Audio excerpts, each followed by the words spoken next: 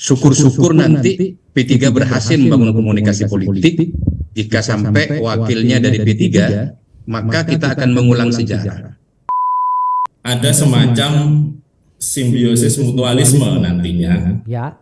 Sekali lagi jika benar nanti akhirnya Pak Sandi masuk ke P3, bahwa Sandi Uno membutuhkan, seperti yang saya katakan di awal tadi, baju baru sebagai identitas beliau berkiprah di lingkaran politik nasional. Ya. Sementara P3 membutuhkan ketokohan beliau.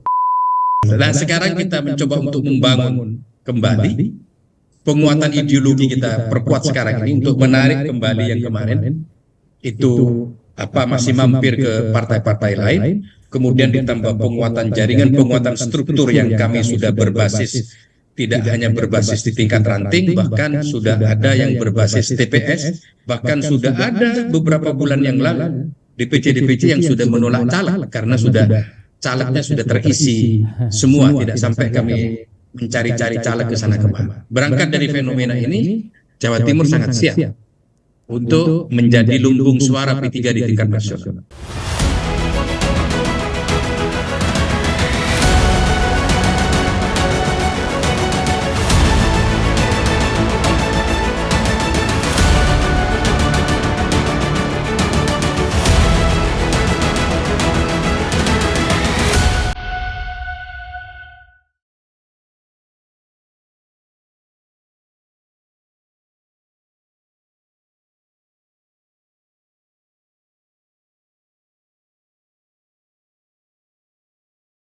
Dengan mengucapkan Bismillahirrahmanirrahim, Partai Persatuan Pembangunan memutuskan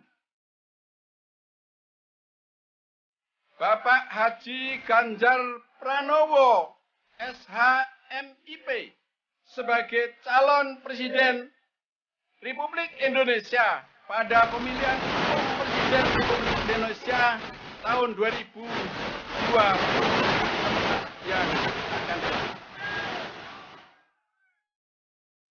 Assalamualaikum warahmatullahi wabarakatuh. Salam damai sejahtera buat kita semua. Om Swastiastu, Namo Buddhaya, dan salam kebajikan. Saya Feby Mahendra Putra, Direktur Pemberitaan Tribun Network. Tribuners, pada tanggal 26 April 2023, pada hari Rabu di Sleman, pelaksana tugas Ketua Umum DPP Partai Persatuan Pembangunan Haji Mardiono mengumumkan sikap politik DPP P3, yaitu memberikan dukungan terkait dengan pencalonan Gubernur Jawa Tengah Mas Ganjar Pranowo sebagai bakal calon presiden. Tanggal 21 April 2023 yang lalu, Ketua Umum DPP PDI Perjuangan Megawati Soekarno Putri secara resmi mengusung Ganjar Pranowo sebagai bakal calon presiden dari Partai Banteng Mulut Putih tersebut. Dan telah bersama dengan saya dalam kesempatan kali ini untuk ngobrolin fenomena politik terbaru adalah Pak Mujahid Ansori. Beliau adalah Wakil Ketua DPW P3 Jawa Timur, dan juga Mas Ihsan Rosidi. Beliau adalah peneliti Surabaya Survey Center atau SSC. Saya akan menyapa kedua narasumber kita. Assalamualaikum Pak Mujahid. Pak Mujahid, assalamualaikum. Oke, suaranya belum terdengar. Kemudian Waalaikumsalam warahmatullahi wabarakatuh. Ya, alhamdulillah. Saya juga ingin menyapa Pak Ihsan Rosidi atau Mas Ihsan Rosidi. Assalamualaikum Mas. Waalaikumsalam Mas Mahendra, apa kabar? Terima kasih. Saya ingin memulai dari Pak Mujahid Ansori dulu. Pak, apakah keputusan yang disampaikan oleh Pak Mardiono ini, kapan Bapak mendapatkan informasi mengenai keputusan DPP ini, Pak? Ya, sebenarnya baru kemarin ada informasi bahwa akan ada Rapimnas. 2 hari yang lalu akan ada Rapimnas Sehingga ketua DPW P3 Jawa Timur yang diundang ke Yogyakarta. Ya. Seperti itu. Dan hari ini ternyata di Rapimnas itu ada deklarasi. Ya. Kemudian memutuskan di deklarasi itu mendukung Pak Ganjar Pranowo sebagai calon presiden Ya. pada tahun 2000 pemilu 2024. Pak Mujahid, apakah sebelumnya wacana ini sempat bergaung atau jadi obrolan di DPW P3 Jawa Timur, Pak? Sebenarnya sudah cukup lama, Ya. karena sebelum deklarasi diputuskan, itu ada penyerapan aspirasi dilakukan oleh DPW-DPW seluruh Indonesia, Ya. termasuk DPW P3 Jawa Timur menjaring calon presiden dan wakil presiden. Ya. DPW Jawa Timur sudah beberapa bulan yang lalu sudah melakukan muskerwil di Hotel Mercure Surabaya dan memutuskan menjaring ada 10 calon presiden. Ya. Ya, di antara 10 calon presiden yang dijaring di acara muskerwil itu, nama Ganjar Pranowo itu menempati tingkat tinggi suaranya Ya. di Jawa Timur. Di samping itu ada juga nama Pak Mahfud MD, ada nama Pak Anies Baswedan, ada nama Bu Khofifah, ya, ada nama Sandiaga Uno, ada nama Erick Thohir, ya. Kemudian ada nama Ketua PBNU, Ketua Muhammadiyah, itu ada 10 Ya. yang dijaring oleh DPW P3 Jawa Timur. Dari 10 itu kita serahkan ke DPP dan kami menyerahkan ke DPP untuk memproses ini semua, untuk mengambil keputusan tentang calon presiden. Dan ternyata hari ini sudah dilaksanakan oleh DPP deklarasi untuk menetapkan calon presiden berdasarkan dari aspirasi yang telah dilakukan oleh DPW di seluruh Indonesia. Ya.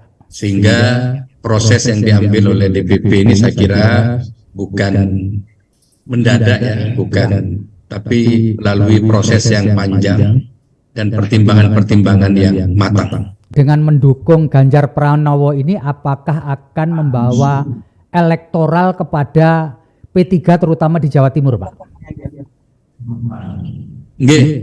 Dari khususnya ya, karena kita di Jawa Timur ini ada beberapa poros, ya. Ya. Poros, kalau poros Surabaya sampai ke Pacitan itu mayoritas ke Pak Ganjar Pranowo. Dan di daerah Arek juga terpecah jadi 2, ya. Juga ke Pak Ganjar Pranowo, kemudian di daerah Tapal Kuda juga terpecah menjadi 2. Tapi daerah Surabaya ke Pacitan itu lurus ke sana itu bulat fokus untuk ke Pak Ganjar. Ya. Seperti itu. Kalau Dan melihat dari ya, lanjut Pak, lanjut. kalau melihat dari sosok Ganjar Pranowo ini, kenapa di P3 suaranya cukup tinggi?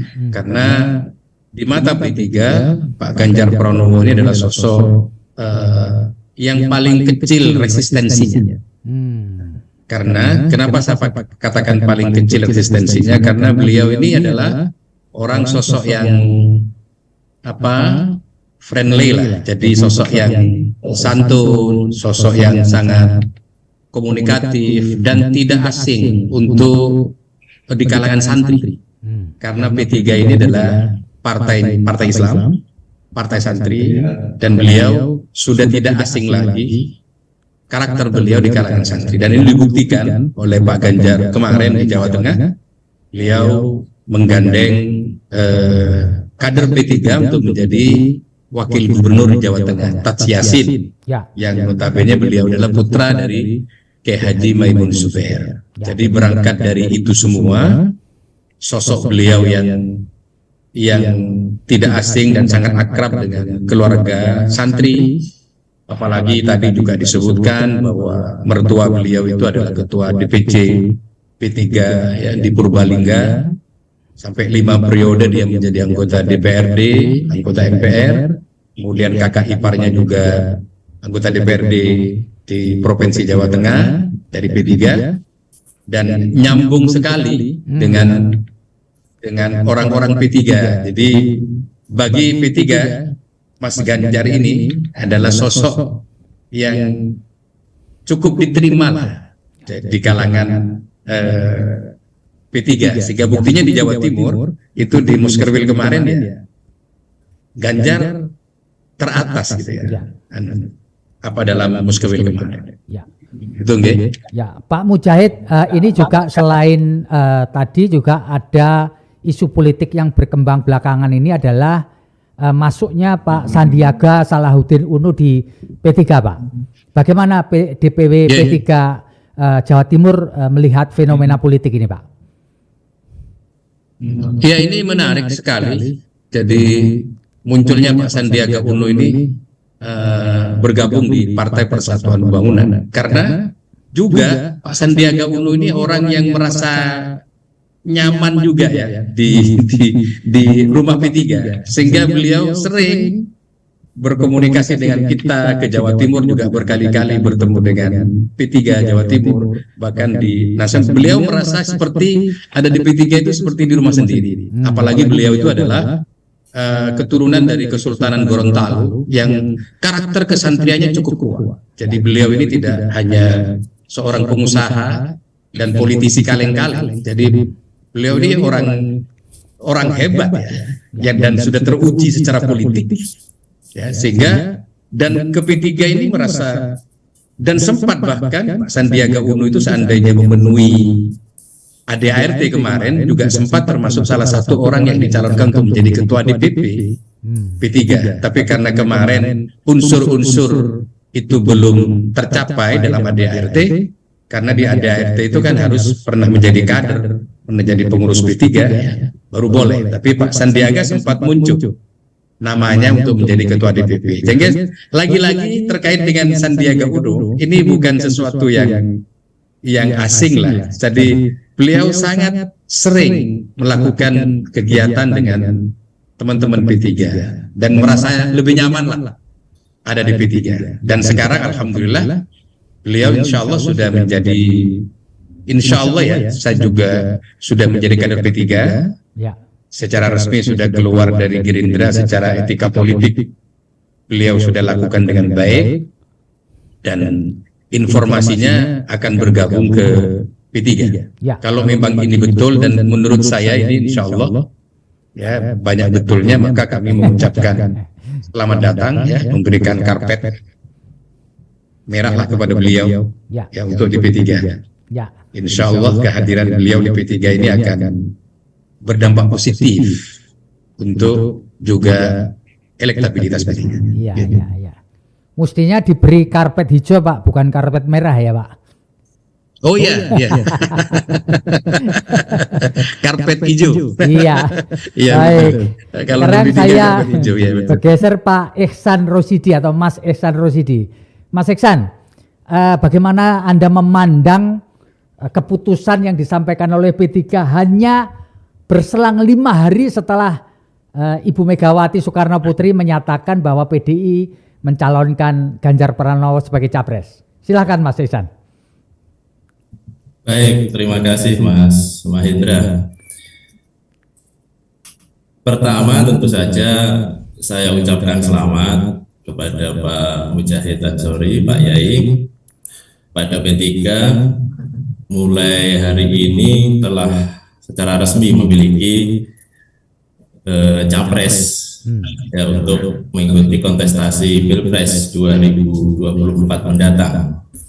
Dan saya juga sampaikan apresiasi setinggi-tingginya, di mana P3 kalau dalam bahasa pepatah itu kita pernah dengar early worms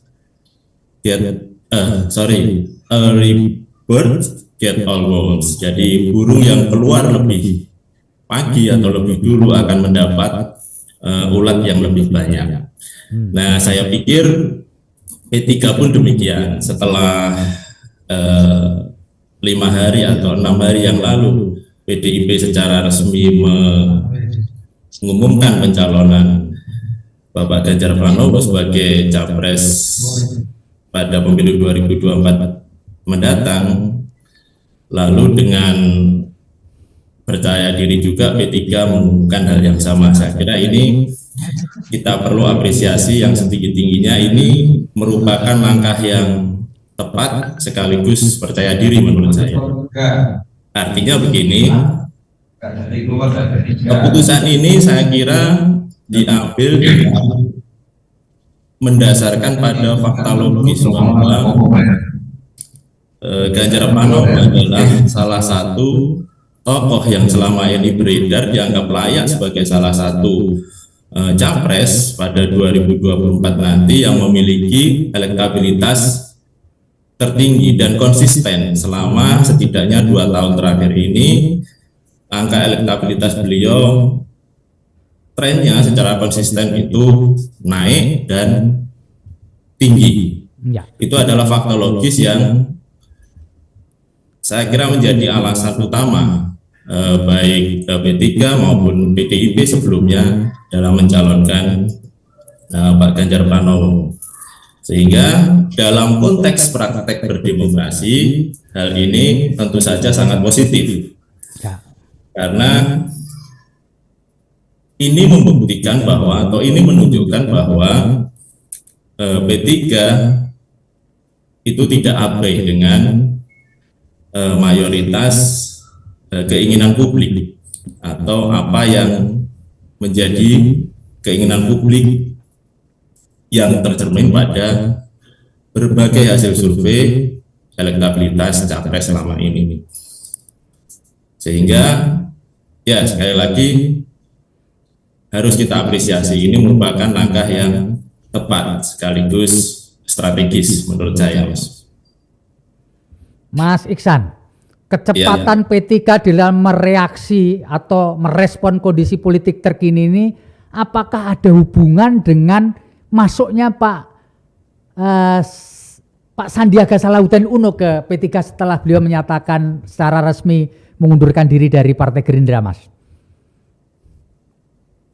Secara logika politik, ya pasti kita akan berpendapat seperti itu. Hanya saja dalam hal pencalonan Ganjar, seperti yang disampaikan Pak Waketum tadi, ini adalah bukan proses yang tiba-tiba.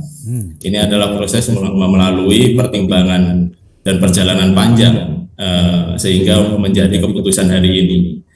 Bahwa kemudian ada dinamika yang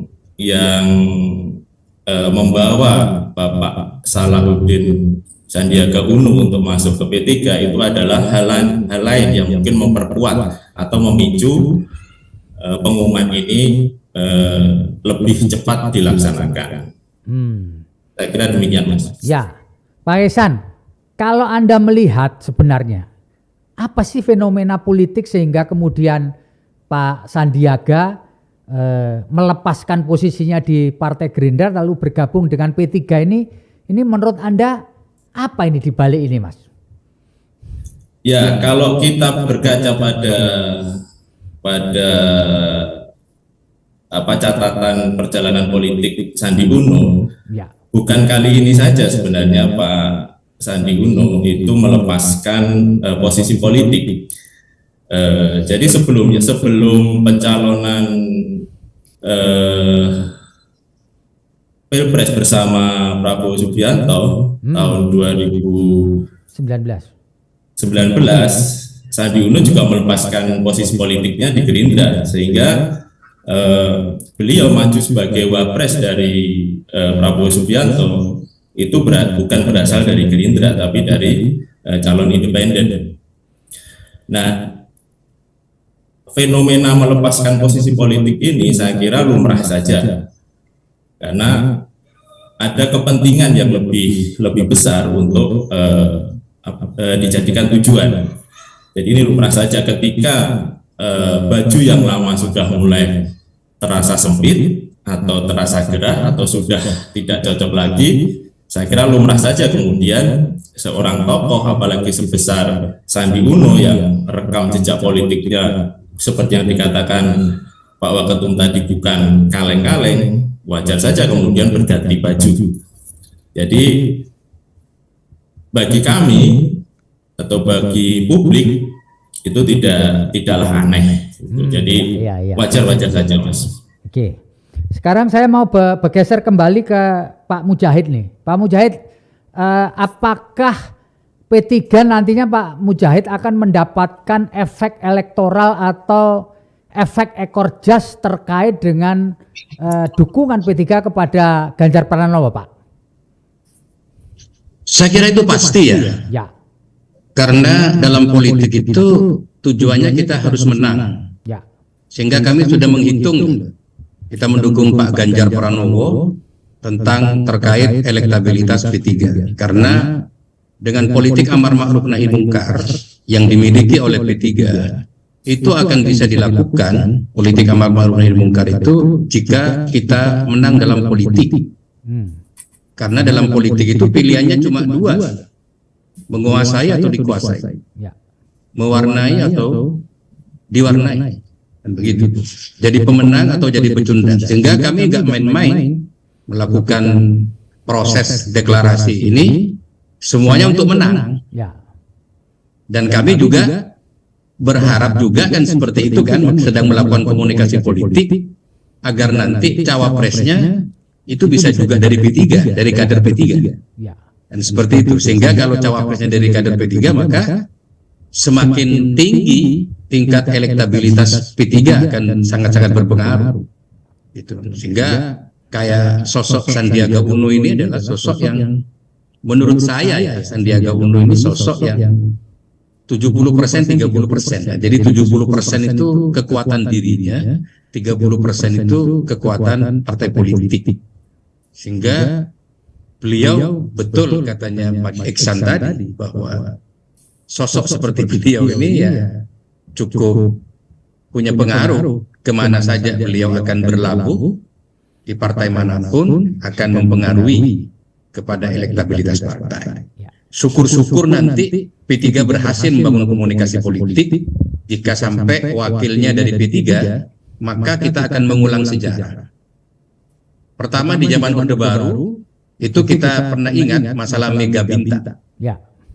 Ketika kami P3 dengan PDI sama-sama menjadi korban Orde Baru, jadi partai yang kecil di Orde Baru, dan PDI pada saat itu kalah dengan PDI-nya Suryadi, PDI-nya Mega, maka ketika pemilu dulu beliau menitipkan aspirasinya itu kepada P3. Sehingga suara P3 pada saat itu mendapatkan 27 kursi di Jawa Timur. Dan di DPR RI 25 kursi. Itu kami akui itu karena ada Mega Bintang. Karena ada aspirasi dari PDI Mega saat itu menitipkan aspirasinya ke P3. Terus di zaman Orde Baru bertemu kembali kerjasama itu dengan Mega Hamzahas. Jadi ini dalam poros politik tingkat nasional, saya kira sudah memenuhi persyaratan. Jadi nasionalis dengan religius, religiusnya itu representasinya P3, nasionalisnya PDI. Dua ini jika bergabung maka akan menutup gerak politik identitas yang selama ini sangat dikhawatirkan di negeri ini. Karena apa? P3 ini kan adalah partai yang didirikan salah satunya oleh Nahdlatul Ulama, dan P3 punya inspirasi banyak dari NU sebagai gerakan Islam yang tidak sektarian. Maka ini dilakukan oleh P3 dalam rangka untuk tetap menjaga keutuhan NKRI ini, maka pilihan ini yang dilakukan. Meskipun hal itu pasti ada plus minus, tapi ini sudah dihitung betul. Kalkulasinya dihitung betul secara politik, dalam aspek ideologis, ya, termasuk nanti kepada elektabilitas P3 ini sudah dihitung dengan matang sebenarnya. Kalau bisa disebutkan kader P3 yang memenuhi syarat elektoral untuk mendampingi Pak Ganjar Pranowo ini siapa saja, Pak? Ya tentu Ketua Umum, ya, Pak Mardiono, ya, dia kader terbaik P3. ya. Kemudian tadi kan disampaikan kader P3 Itulah. Jadi bisa nanti bisa Pak Mardiono, bisa jadi yang sekarang ini sedang menjadi isu, bisa jadi Pak Sandiaga Uno karena sudah menjadi kader P3. Seperti itu. Yang kita harapkan kan kader P3. Ya. Tentu kalau berbicara kader P3 ada Pak Emar sebagai ketua umum, ya.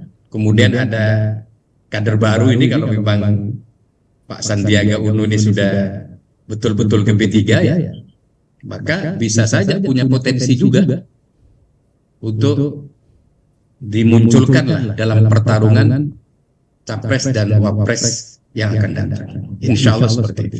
Baik, Pak Mujahid, selama ini P3 merupakan bagian dari pemerintah dan selalu begitulah P3. Apakah masuknya dukungan kepada Pak Ganjar ini juga ada suatu keinginan dari P3 nanti juga akan ikut ya berpartisipasi atau masuk di dalam kursi kabinet juga ketika Pak Ganjar memenangi Pilpres di 2024, Pak? Iya, tentu dalam politik amar ma'ruf nahi mungkar P3 ya. Itu kalau kita pengen menegakkan lillahi kalimatillah dan limaslahatil ummah, itu yang paling efektif itu kan berada di kekuasaan. Saya teringat apa yang dikatakan oleh Gus Baha. Gus Baha itu pernah mengatakan bahwa 1000 fatwa ulama itu bisa kalah dengan satu tanda tangan kekuasaan. Sehingga kekuasaan ini menjadi penting bagi P3 untuk menegakkan lillahi kalimatillah. Kalau kita tidak berkuasa di politik, maka kita akan menjadi penonton. Sehingga P3 ini bergabung dengan pemerintah, ada dalam koalisi pemerintah, salah satunya adalah untuk juga mengawal politik amar ma'ruf nahi mungkar. Itu satu-satunya yang bisa dilakukan oleh partai politik jika kita menjadi penguasa dan pemenang. Kita tidak dapat bayangkan kalau kita kalah, maka kita menderitanya itu 5 tahun. Kita sulit untuk berbuat banyak kepada masyarakat. Ya. Tetapi kalau kita ada dalam pemerintahan, kita bisa berbuat banyak kepada masyarakat, bisa mengingatkan pemerintah secara baik, ya. Jadi bisa nuturi pemerintah, bisa meluruskan pemerintah, ya, dengan cara-cara yang baik, sebagaimana yang telah diajarkan oleh syariat baginda Nabi Muhammad Sallallahu Alaihi Wasallam. Saya kira itu tuh. Ya, baik. Saya ingin bergeser ke Mas Ihsan lagi. Mas Ihsan, Jawa Timur ini merupakan lumbung suara terbesar kedua setelah Jawa Barat. Mas bisa dianalisis nggak, Mas? Apa kontribusi P3 di Jawa Timur terkait dengan peluang untuk memberikan kontribusi kemenangan dari Ganjar Pranowo? Mas Ihsan, silakan. Ya, dari berbagai edisi pemilu, Jawa Timur selalu menjadi semacam epicentrum politik nasional. Jadi yang memenangkan ada gium bahwa yang memenangkan Jawa Timur itu memenangkan Indonesia, karena begitu banyak pemilih dan begitu pentingnya posisi politik Jawa Timur dalam politik nasional. Ke belakang sedikit soal kotel efek pencalonan Ganjar Pranowo tadi, Mas Mahendra. Jadi tentu saja ini nanti akan membawa kotel efek atau efek ekor jas untuk P3, di mana tanpa mengurangi rasa hormat dan mengecilkan P3 sebagai partai senior, warisan Orde Baru di samping PDI dan Golkar, tentu saja bahwa di 2 edisi pemilu terakhir P3 kurang bagus perolehan suaranya. Jadi di edisi terakhir P3 hanya meraup 19 kursi suara di DPR RI, ya, Pak Ketum kalau saya nggak salah. Sementara di Jatim di DPRD itu hanya memperoleh 5 kursi. Nah, ini tentu saja sangat mengkhawatirkan jika P3 tidak melakukan sebuah terobosan untuk mengatasi problem ini atau masalah ini. Jadi sebuah partai itu dipilih karena satu, ideologi, dua, visi, misi, dan program. Dan yang ketiga, yang ini menurut saya signifikan untuk pemilih Indonesia itu adalah penokohan atau ketokohan. Nah, mungkin kemerosotan atau berkurangnya perolehan suara P3 pada 2 edisi pemilu di Indonesia terakhir ini adalah karena kurangnya ketokohan pada tubuh P3 secara nasional atau tokoh nasional, di samping tentu saja faktor-faktor lain, faktor-faktor luar yang sangat dinamis yang berpengaruh pada perolehan kursi suara. Hanya saja secara internal harus diakui bahwa iya betul, iya benar bahwa secara regional di daerah-daerah banyak sekali tokoh-tokoh berpengaruh di P3. Hanya saja pengikat di tingkat nasional itu tidak terlalu banyak, kalau tidak boleh dikatakan kurang. Nah, dalam konteks ini pencalonan Ganjar Pranowo sebagai capres dari P3 saya kira akan langsung berpengaruh, akan memiliki kotel efek terhadap perolehan suara P3, terutama nanti di Jawa Timur. Nah, sementara itu bagaimana pengaruh Ganjar sendiri terhadap P3? Seperti yang disampaikan tadi berulang-ulang baik pada saat pengumuman resmi maupun dari Pak Waketum tadi, bahwa Ganjar Pranowo ini sebenarnya bukan tokoh baru di P3.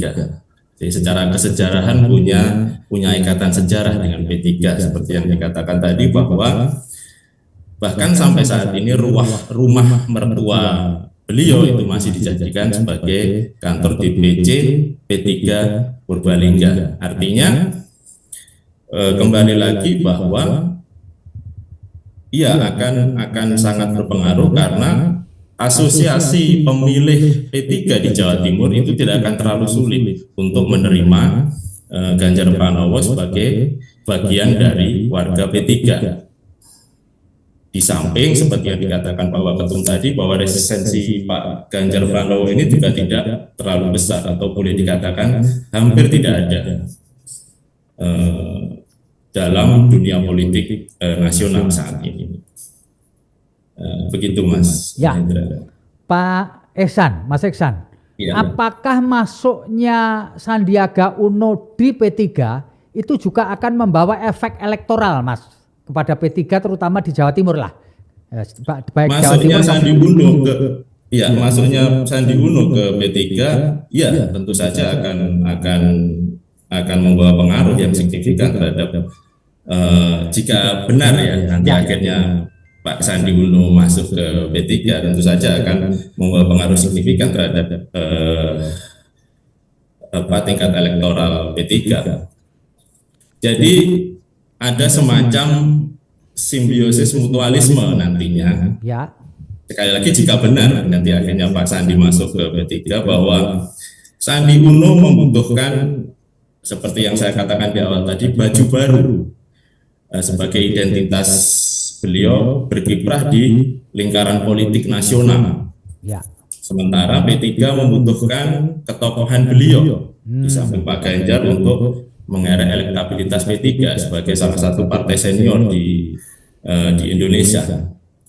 Nah, ini semacam simbiosis mutualisme. Jadi Pak Sandi yang dengan baju yang lamanya sudah terlalu sempit membutuhkan baju yang baru, sementara P3 untuk salah satu cara untuk mengatasi masalah pada berkurangnya suara pada 2 gelaran pemilu terakhir ini adalah dengan mendapatkan ketokohan Pak Sandi Uno.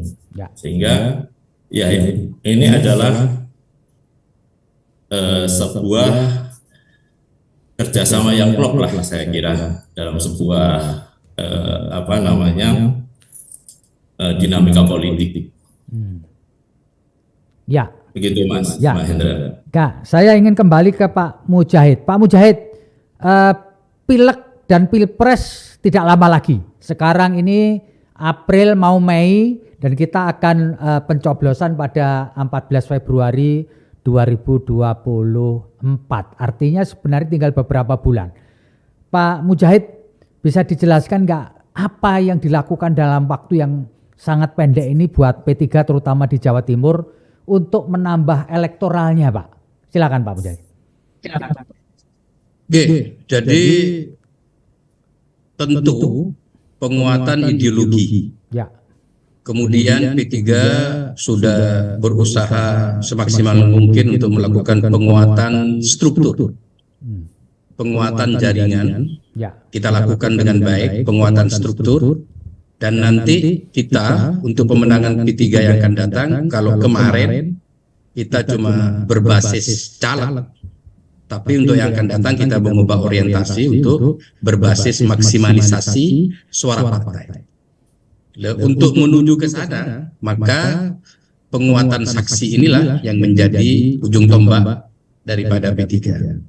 Jadi saksi ini nanti akan menjadi jurkam P3, karena kalau dulu mungkin kita melakukan manajemen P3 itu dengan manajemen sederhana ya. Mungkin saksinya ada yang belum kuat dan sebagainya, ada yang tidak ada saksinya. Tapi saat ini tidak boleh terjadi. Kemudian dengan penguatan isu yang telah dilakukan oleh P3, seperti keputusan-keputusan cerdas saat ini luar biasa. Sosok Ganjar dengan Sandiaga Uno ini menjadi menarik meskipun ini masih belum diputuskan. Ganjar ini akan punya pengaruh di daerah Mataraman. Jadi Surabaya sampai ke Pacitan itu akan mempengaruhi sekali ya kepada elektabilitas P3. Tetapi Sandiaga Uno itu punya pengaruh itu di daerah Madura dan Tapal Kuda. Karena Sandiaga Uno pernah menjadi calon wakil presidennya Pak Prabowo yang pada saat itu di daerah Madura dan Tapal Kuda cukup kuat. Dan Sandiaga Uno cukup punya pengaruh di daerah itu. Sehingga dengan penguatan isu dan penguatan jaringan yang sekarang ini sudah semakin bagus, seperti di tubuh Nahdlatul Ulama sekarang ini sudah punya sikap yang mengayomi, mengakomodir dari seluruh partai-partai politik, lebih-lebih partai yang pernah dilahirkan oleh Nahdlatul Ulama, ini menjadi sesuatu yang menarik bagi P3, sehingga elektabilitas P3 di Jawa Timur berdasarkan survei ini cukup bagus, cukup baik, terus naik gitu ya, berdasarkan survei.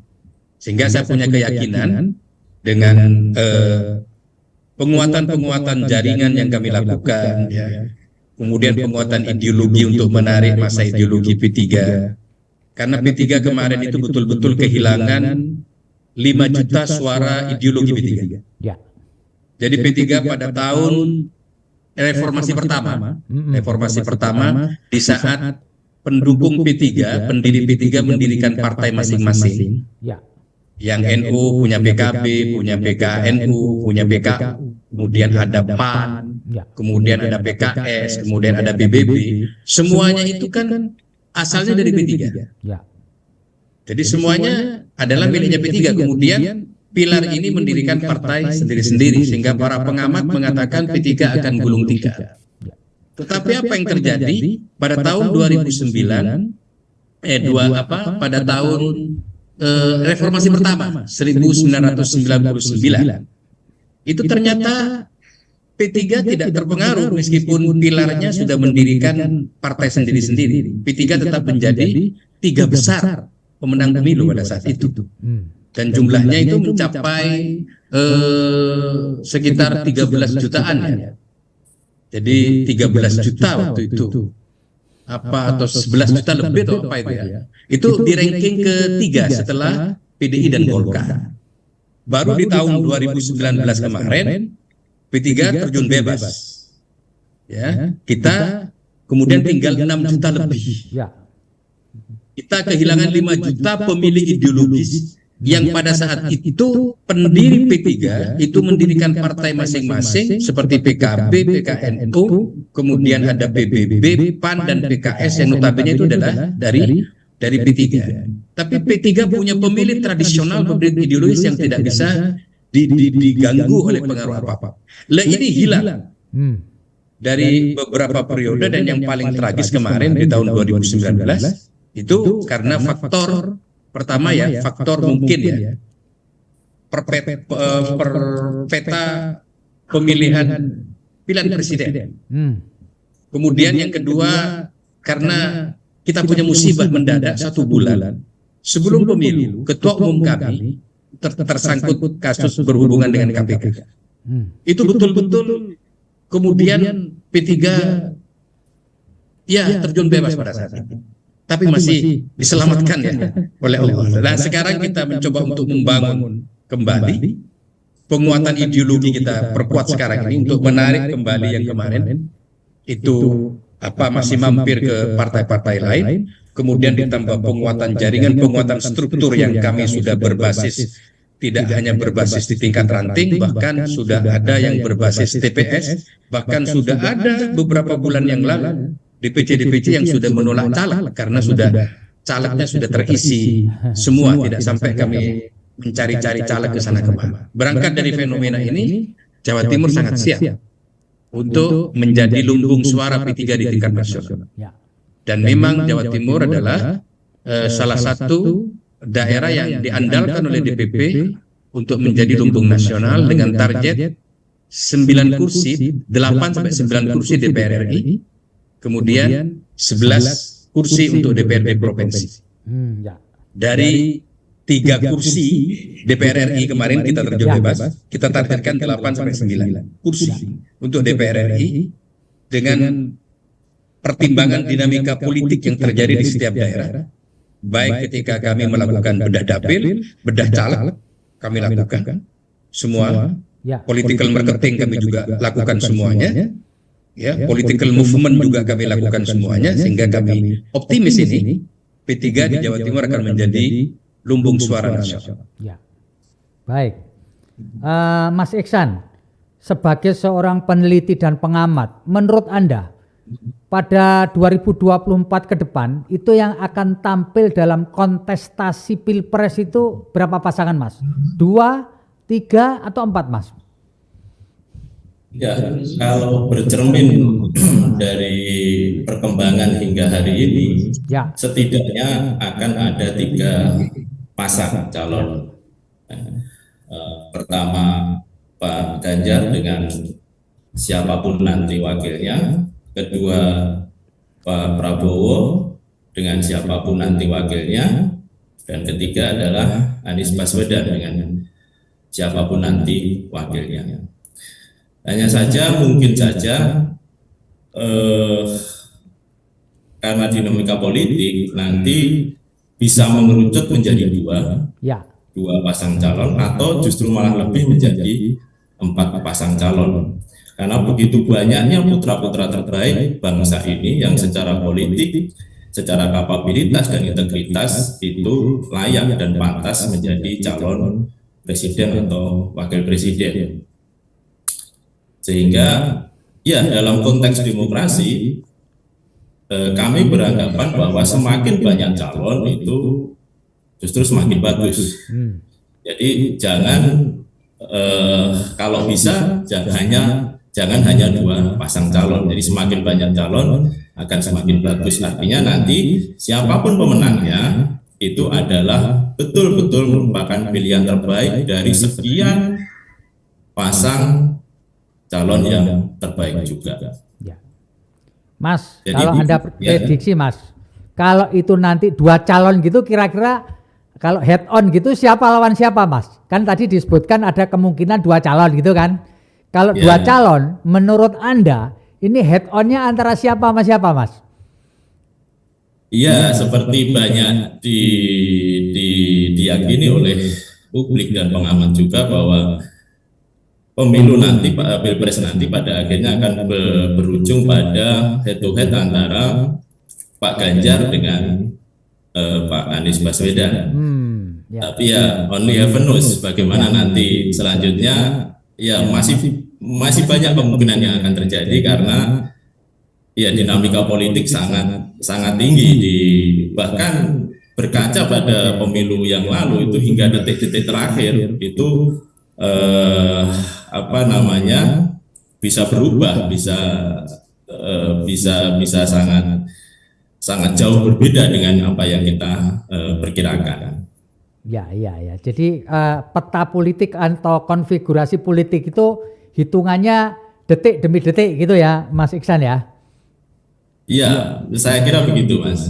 Ya. Jadi di Indonesia ini kan koalisi yang dibangun itu hampir sangat rentan, hampir bisa dikatakan sangat tidak solid.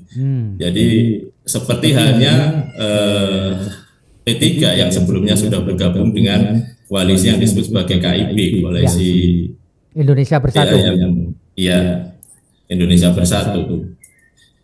Nah, apakah ini kemudian nanti pertanyaannya adalah ketika saat ini P3 mencalonkan atau mencapreskan Pak Ganjar Pranowo sementara anggota KIB yang lain belum, apakah ini kemudian nanti konsekuensinya akan mengganggu soliditas KIB? Nah, ini kan menunjukkan bahwa koalisi yang dibentuk di Indonesia, koalisi politik itu sangat temporary, sangat rentan, dan konsekuensinya akan membawa pada perubahan-perubahan yang sangat drastis hingga detik-detik terakhir nanti. Apa ini bukan trik aja, Mas? Setelah P3 nanti Golkar nyusul PAN gitu.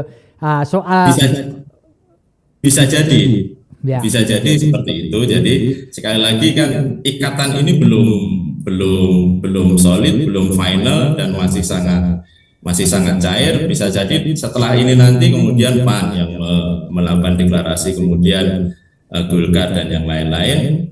Ya, kita tunggu saja, Mas Mahendra. Oke, baik. Pertanyaan saya terakhir untuk dua narasumber kita, Pak Mujahid.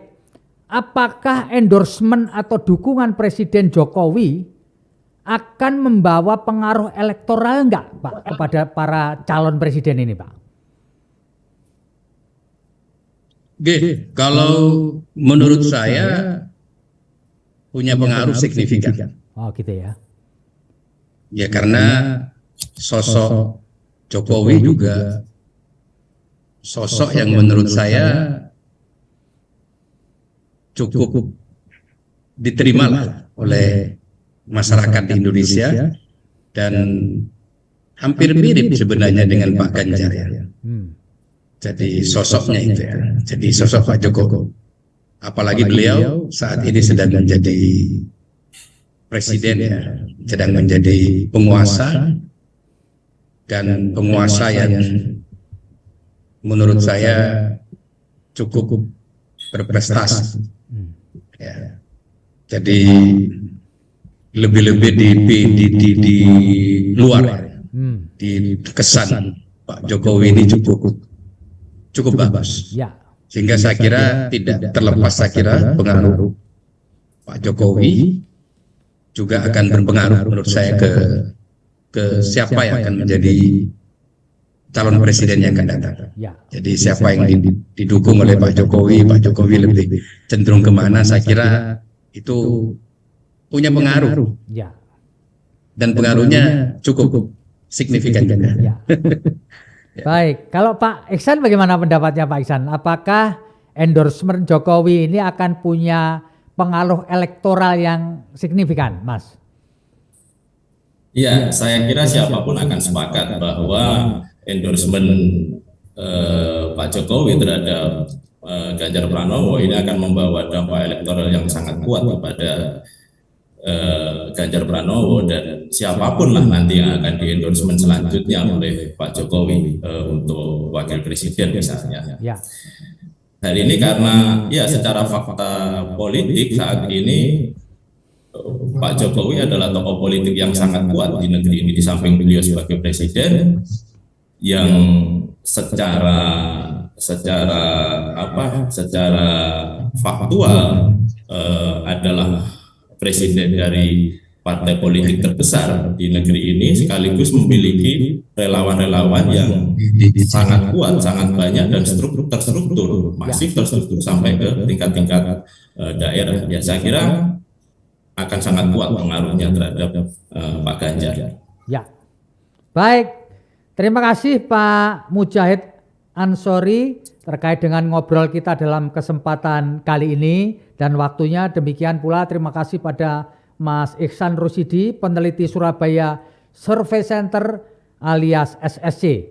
Demikian sekali lagi saya Feby Mahendra Putra pamit undur diri. Assalamualaikum warahmatullahi wabarakatuh. Salam damai sejahtera buat kita semua. Om Swastiastu, Namo Buddhaya, salam kebajikan dan tentu saja tetap menjaga kesehatan. Terima kasih.